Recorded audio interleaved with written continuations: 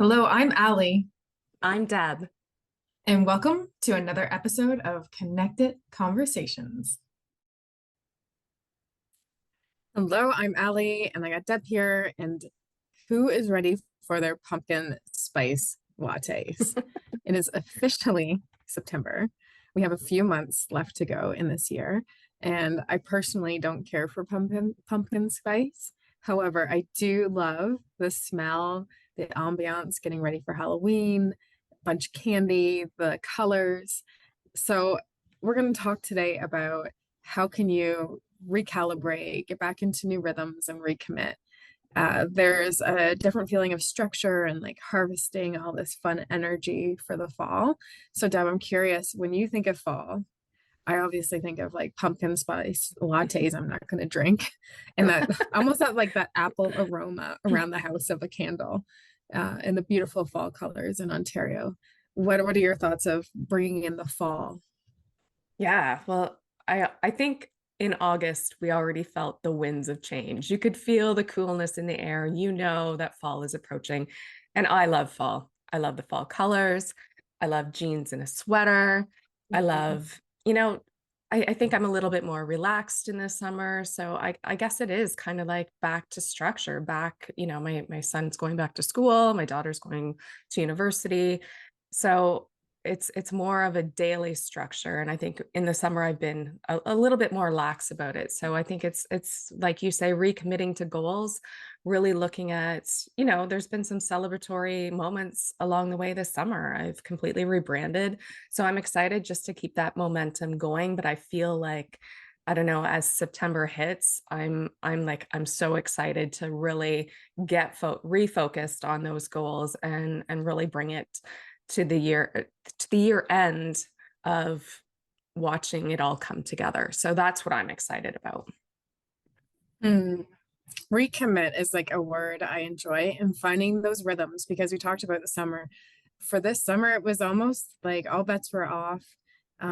Ensuring that I did the things that I wanted to do, like let's say meditation, gratitude, working out, though in a way that was way more fluid, way more just kind of worked with a schedule or the weather because I very much enjoy going outside when it's nice. So if it's beautiful, like, oh, I can push this tomorrow and it's going to rain and be a lot more flexible. I find with this fall, because yeah, back to school, like there is a more structured environment. How can I recommit to some of those major goals, like the health goal, wealth goal, relationships, and for myself also like spiritually? How do I want to give to the community or just give to myself? So when I look at those four areas, it can be more simplified than thinking of all the things I want to do and picking one or two that are going to move the needle for myself. So for health, for instance, I'm enjoying going to the gym and then honoring that with the sauna afterwards. So when I get into that rhythm, what does that look like for my day? Because I know that me moving my body and getting into that's going to help me for my business, like getting out and doing speaking engagements and workshops, because it is really like that get back to school, get back into the learning mode.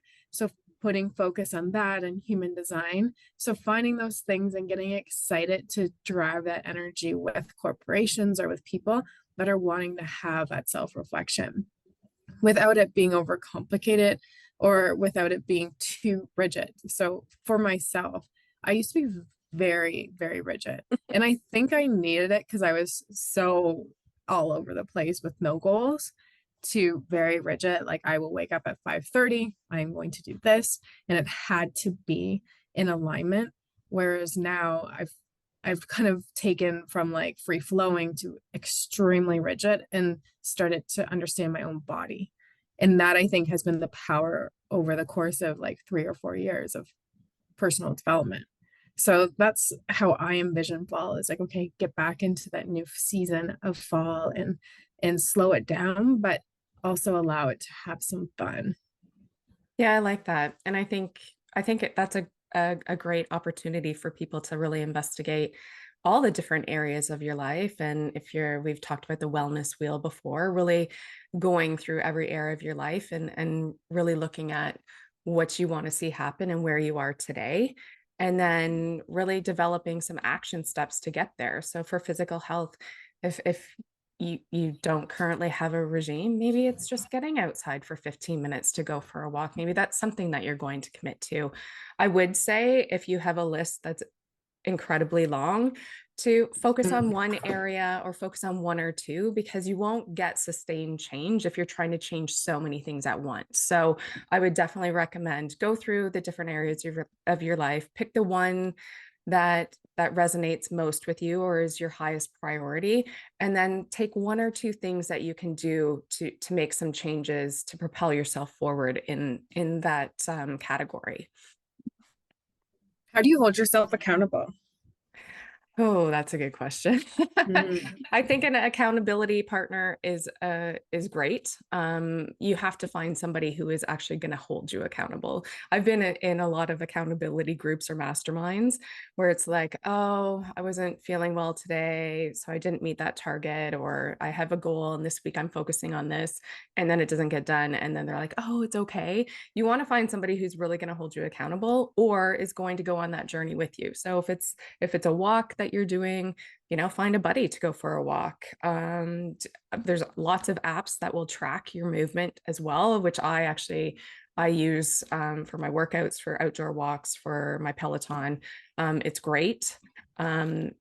Because seeing the checks for me, that's a motivator. Like, oh, I got 5 checks last week. This week I'm going to get 6. So for me, that helps me. But an accountability partner, I think, is great if you can find somebody who's going to be really raw and honest with you. Oh no, you can't just let yourself off the hook, especially when it comes to work related projects. I find that I want somebody who's going to kind of come down hard on me if I'm not following through with what, and that's often why I hire a coach too, to hold me accountable Mm. to what I say I'm going to do in order to propel my business forward. So a coach or mentor is also a great option. What about you? How do you hold yourself accountable? I think it's like really getting understanding why I want something. And then, yeah, coaches and mastermind groups. Like I have a mastermind group that's really great. Coaches that I've always hired. I have different one-on-one calls with people. And the way I look at like how I'm showing up for myself is how my clients are going to start showing up. So it's really cool to see that translating into other Hmm. people. It's like, okay, and uncovering like if you have a streak of like, you're just simply not doing stuff, like self-reflect, like why do you actually want to move your body? Why is this important?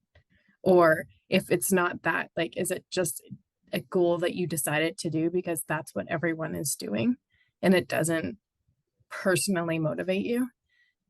So often, like, you could look at goals and think, oh, okay, I'm going to do this because it's the fall and it's back to school. So I'm going to learn a new course.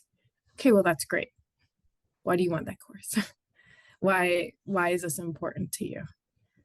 And how can you embed it into your lifestyle so that you actually do it versus it just being something because you watched our podcast and you thought that it was cool. So I think doing it for your own reasons is really great, as well as understanding why and knowing that it's for you or it's something that lights you up.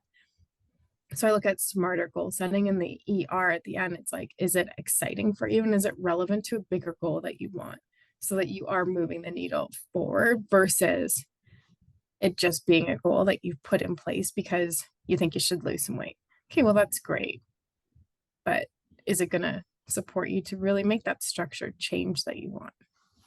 And a lot of times too, that's a great question to reflect on. Why am I not?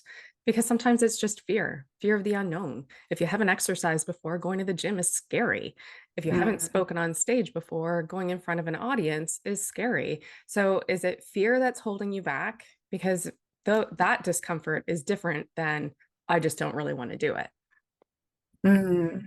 There's so many things. And like you say, hiring coaches or getting support is key though. With this new energy of September, um, I'm inviting you, I know Deb is too, like how are you going to restructure things, get back into your own rhythm and flow of life? And what does that look like for you? Because if the kids are back to school, or I find even with like traffic or people just generally kind of bidding goodbye to the summer and the lax in the office, right? Like there is, when I was in corporate, like definitely a very different lax in the office than September because we got goals. We have in the last 4 months to make those goals that you do want, that you set out at the start of the year, which it's a really great time to start recommitting to find that structure for yourself. And it doesn't necessarily always have to be a season. If you've fallen off, you have a chance to recommit every day. So just because, oh, I didn't do this, today, you can recommit for tomorrow. It's not, the world's not going to end, but you always have that chance of recommitting and refocusing. And I really do think September is a great time to do that. Love it. So you have 4 months left of the year. If you haven't quite hit all your goals, you still have time. Recommit, refocus, really look at all the areas of your life and pick one or two things that you can do to move that needle forward. You will catch us on Monday at 9 a.m. to kickstart your week with us. Make sure you like, subscribe, and share. And we will be back next Thursday with another episode of Connected Conversations. Have a great beginning of your September. Thanks for listening. If you enjoyed the show, please share with your friends and rate and recommend on iTunes or Spotify or wherever you get your podcasts. There will be links to more great resources in the description.